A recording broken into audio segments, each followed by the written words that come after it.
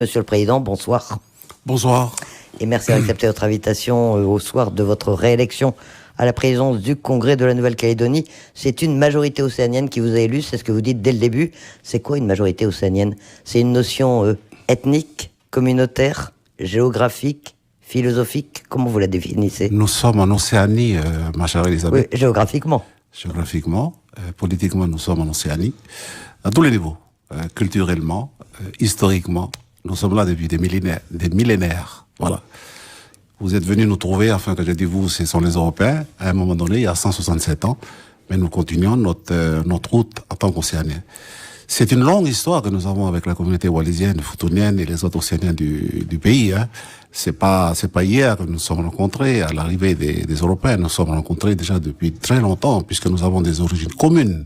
Je l'ai déjà rappelé sur vos ondes. Hein. Nous sommes d'origine austronésienne et papou. Donc, c'est dans cette démarche, tout simplement, que nous sommes. Il s'est trouvé que nous avons, à un moment donné, on a eu des visions et des projets convergents, et nous nous sommes retrouvés sur cette plateforme-là. Voilà, nous avons ouvert nos portes. Le FNK depuis très longtemps déjà, l'Union calédonienne depuis très longtemps. Nous avons appelé les autres. Ils sont venus dans quel sens? Ils sont pas venus pour défendre l'indépendance de la Nouvelle-Calédonie, Éveil océanien, puisque vous savez tous, Éveil océanien a choisi une voie qui est particulièrement compliquée, difficile et délicate. On va y revenir, mais je voudrais revenir d'abord en quelques mots sur une autre phrase de votre discours. Vous parlez de cette majorité océanienne, vous dites « Cela engage notre responsabilité à défendre un projet politique qui nous ressemble et qui fédère l'ensemble des communautés qui vivent en Nouvelle-Calédonie ». Quel est ce projet politique? Qu'est-ce que vous avez voulu dire au travers de cette formule? C'est d'abord, on va dire, quelque chose qui ressemble beaucoup, disons, à la doctrine sociale de l'Église catholique. Voilà, les Wallisiens futuniens sont catholiques, nous-mêmes, la plupart des Kanaks sont catholiques, notre parti protestant. En gros, ça se résume comment? Prendre soin ensemble du bien commun. Prendre soin ensemble du bien commun. La doctrine sociale de l'Église catholique, elle a cela comme priorité, comme objectif. Nous sommes tout simplement là. Le bien commun, c'est quoi? C'est de travailler pour l'intérêt de la communauté, pour l'intérêt général, et non pas pour des intérêts de classe. Tout simplement. Mais on s'est rencontrés à ce niveau-là. Oui. Est-ce qu'on peut parler d'un projet politique qui fédère, qui rassemble à quelques mois d'un référendum binaire qui, au contraire, va diviser? Il doit fédérer, puisque cette société-là, le référendum, c'est un acte qui est prévu dans un calendrier. Et le calendrier, c'est quoi? Le calendrier, c'était le 4 novembre 2018. Ensuite, le 4 octobre 2020. Et si le nom l'emporte, ce sera un novembre ou un octobre en 2022. La société, elle va toujours être là. Elle est là avant ces dates de référendum. Elle sera là après.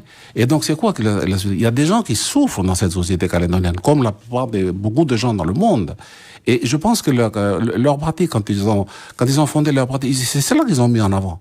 C'est la souffrance de la population wallisienne, futunienne, kanak, océanienne. Et c'est pour ça qu'ils ont, ils ont tenté d'aller représenter d'aller aux élections, d'affronter les élections pour servir d'abord et avant tout cette population. Mais c'est ce que nous faisons nous depuis longtemps. Mais vous le savez bien, reconnaissant tout est politique en Nouvelle-Calédonie, surtout pour l'instant, quand Milakolo Tokomoli affirme que son parti est non-binaire, qu'il n'est ni pour l'indépendance, ni indépendantiste, ni anti-indépendantiste. Vous y croyez? Vous croyez que c'est possible en Nouvelle-Calédonie? Bon, je ne discute pas sur la doctrine politique de M. Tokomoli. C'est sa partie à lui, ce sont ses responsables qui en discutent.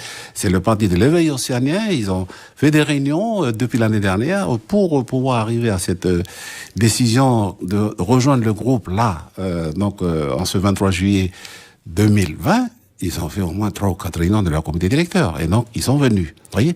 Moi, j'ai pas à aller discuter de ça. Ce que je vois, c'est qu'il vient et il nous propose de travailler ensemble et on va se retrouver sur nos valeurs océaniennes. Vous l'avez rappelé tout à l'heure. Donc, OK. Mais il y a quand même une question. On a un premier point de convergence. Et l'autre point de convergence, c'est quoi? C'est les conditions de vie des gens, quel que soit l'échéance politique importante qui arrive le 4 octobre prochain. Mais la question qui se pose, c'est tout de même, est-ce qu'il y a une majorité indépendantiste au Congrès aujourd'hui? Je ne sais pas s'il y a une majorité indépendantiste, mais en tout cas, nous sommes là avec eux et nous allons travailler pour mettre en place un projet politique qui concerne d'abord et avant tout les l'aide aux plus défavorisés et combattre les inégalités économiques. Je l'ai dit tout à l'heure, c'est pour ça que j'ai fait référence à ces 3 crises là que le candidat démocrate américain a parlé de ça en 2016, il reparle encore de ça en 2018, mais c'est tout à fait vrai. Voilà, c'est le néolibéralisme, c'est les changements climatiques, et puis l'autre point que j'ai plus en tête là, mais c'est ça, c'est comme les inégalités économiques. Pardon, voilà, les inégalités économiques. Donc, inégalités économiques, c'est là où on se retrouve.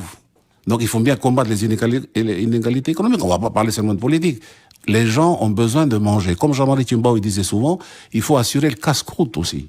Mais là, nous sommes en train d'assurer le casse-croûte parce qu'il faut servir les gens. Ça fait partie des valeurs que que nous défendons, que j'ai citées tout à l'heure dans mon discours. Partage, tolérance, bienveillance pour son prochain, humilité, respect. C'est ça qui fonde les valeurs océaniennes. Et pourquoi que vous êtes en train de discuter? Voilà, discutailler, et je vois... Pour savoir s'ils sont indépendantistes ou non au Congrès, c'est quand même une question qu'on peut se poser. Le Congrès est par nature un organe politique, donc on peut quand même s'interroger sur le fait s'il y a une majorité ou non. Mais nous, c'est pas ça que nous avons mis en avant. Ce que nous avons mis en avant, c'est d'abord à défendre à combattre les inégalités sociales. Pourquoi un intergroupe? Uniquement pour leur permettre d'avoir des sièges, des postes plus facilement? Vous pouviez trouver un autre moyen. C'est quand même, quand on s'est fait élire, c'est quand même pour avoir des postes. Vous n'allez pas me raconter des histoires quand même, hein. Voilà. Donc, tout le monde fait ça. Sinon, si vous êtes élu seulement à une personne, vous allez faire quoi? Vous allez rien faire. Donc, eux, ils ont trouvé cette formule-là. Ils sont venus vers nous parce que on l'a ouvert, notre porte, elle est ouverte. Et puis, ils se sont retrouvés, pas sur l'indépendance, en tout cas pas pour le moment. Peut-être un jour viendra, je sais pas. Mais d'abord, dans un premier temps, sur ces valeurs que nous partageons ensemble, parce que nous sommes des Océaniens, millénaires, depuis bien avant 1853, hein, voilà. Et que nous avons une priorité, c'est d'améliorer les conditions de vie de nos populations. Et qui c'est qui souffre dans ce pays? C'est d'abord les populations océaniennes, Kanak, Wallisiennes, Futuniennes, Petit Caldoche, etc. Donc, ce sont vers ces gens-là que nous nous tournons. Et ce sont ces gens-là qui sont notre priorité dans tous les textes qui viendront en discussion en congrès. Dans votre discours, vous avez eu toute une réflexion, tiré déjà les premières conséquences de la crise sanitaire et de la crise économique qui l'accompagne. Notre insularité n'est pas une faiblesse, mais un avantage et une force. Vous pensez que la Calédonie peut continuer à vivre en insularité comme ça? Il y a quand même des inconvénients aussi. Il y a quand même, moi je regarde les forces d'abord avant de regarder comment ça se fait. Vous n'êtes pas posé la question que sur les 17 territoires insulaires, là, indépendants ou pas indépendants, il y a la Covid-19, parce qu'on dit la Covid-19. La Covid-19 n'est pas rentrée. Ou alors il est rentré, comme chez nous, une vingtaine, en Fidji aussi une vingtaine, voilà. Comment ça se fait? Vous n'êtes pas posé la question? Oui, ils ont posé. Alors que, en Europe, comment ça se passe? Il y a des clusters partout. Et là, ici, non. Alors, il y a une question qui se pose. Donc, ça veut dire que, quand même, là, on a une force. Et la résilience, c'est quoi? C'est quand les gens se sont adaptés. Ils se sont adaptés à ça. Dans notre mémoire, je l'ai dit là plusieurs fois ici, dans notre mémoire ancestrale, nous avons gardé ça. Nous avons gardé les traces, justement, de ces virus. D'ailleurs, M. Mapou en a parlé à la conférence. Oui, à la conférence, quand il a présenté sa thèse sur le pluralisme juridique, il a parlé justement du choc microbien. C'est ça, et nous, c'est resté dans notre subconscient, on va dire. Et donc, tout cela fait quoi? Ça donne quoi? Ça donne une forme de résilience pour nous, les Océaniens, qui fait partie aussi de nos valeurs. Voilà. Et alors maintenant, vous dites aux élus du Congrès, nous devons innover, c'est le moment d'oser réformer. C'est la feuille de route pour la mandature qui vient?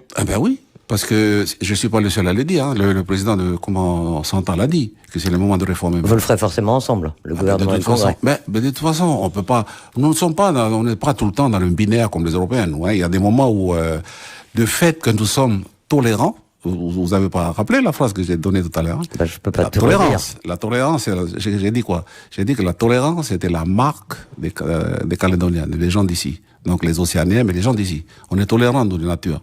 Après, ce sont les situations, qui font que, des fois il y a de la violence. Mais nous sommes tolérants. Ça veut dire que, par rapport à la question à propos de tolérance, vous condamnez l'incendie de la Bâche sur la province sud qui a eu lieu il y a une quinzaine de jours. Oui, d'accord. Mais pas, non, mais je condamne. Mais je vous pose la question.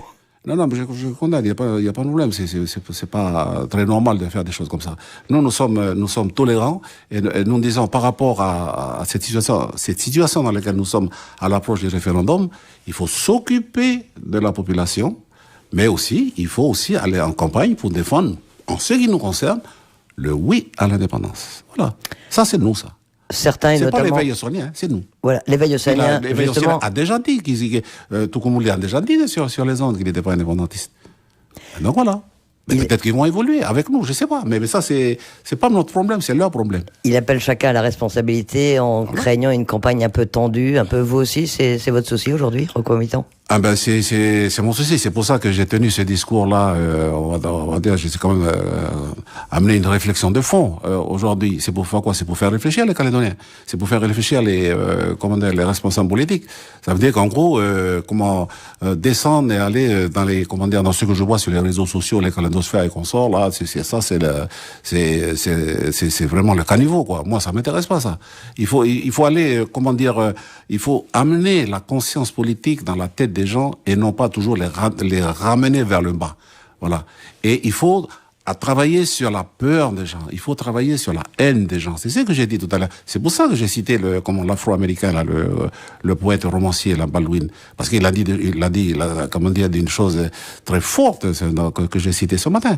Et ça, au-delà de ça, c'est la tolérance. Nous sommes tolérants. Il faut être tolérant. C'est pour ça que, s'il a appelé au calme, je pense qu'il a dû appeler au calme, mais moi j'ai dit, mais c'est pareil aussi, il faut rester dans le calme. Il faut faire en sorte que les conditions du premier référendum de 2018, ce sont les mêmes ici. Il faut rester dans le calme et avancer. Nous allons partir en campagne, nous allons défendre notre projet politique. Voilà, le projet politique que nous défendons, c'est le projet indépendantiste. Éveil océanien défendra le projet qu'ils vont arrêter ensemble concernant la question de l'indépendance. Moi, la question de l'indépendance, être pour ou être contre, ça intéresse que M. Toukoumouli et son parti.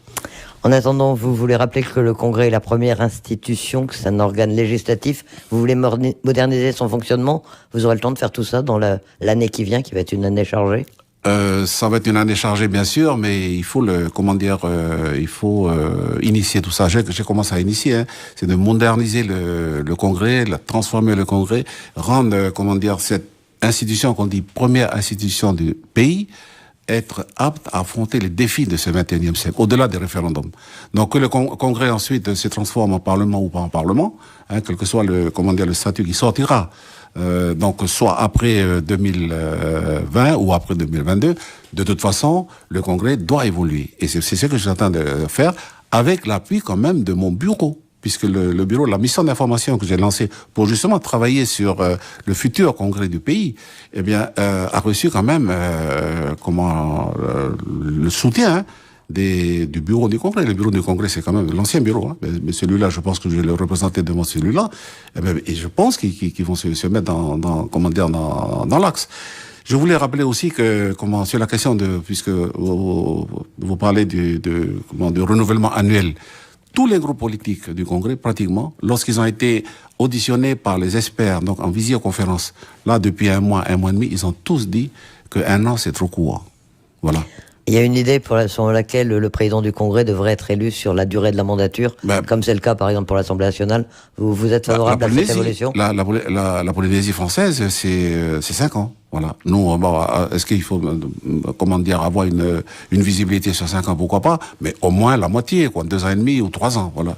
Donc il y aura des nouveaux statuts à réécrire. Les locaux, ils vous plaisent pas? Vous les trouvez soviétiques? Soviétiques. Vous voulez les rénover? C'est nul. Bon, moi, quand j'ai vu, mais quand j'ai vu après, parce que quand on est ici, on a vécu ici, on a grandi ici, on voit pas. Mais c'est quand on part et on revient. Mais moi, je suis parti. Mais j'ai pas pu le dire tout à l'heure parce que ça avait sauté sur mon ordinateur, là. J'ai dit pourquoi j'ai dit soviétique? C'est parce que j'étais, moi, en Union soviétique quand c'était encore l'Union soviétique, J'étais en 1977. Voilà, on était en voyage avec des étudiants, là, comme on fait, comme tous les étudiants font, quoi. Et on est monté en voiture. Moi, j'ai fait mes études à Lyon. On est monté de Lyon, on a été jusqu'à Moscou. Voilà. Et donc, on a passé presque un mois là-haut.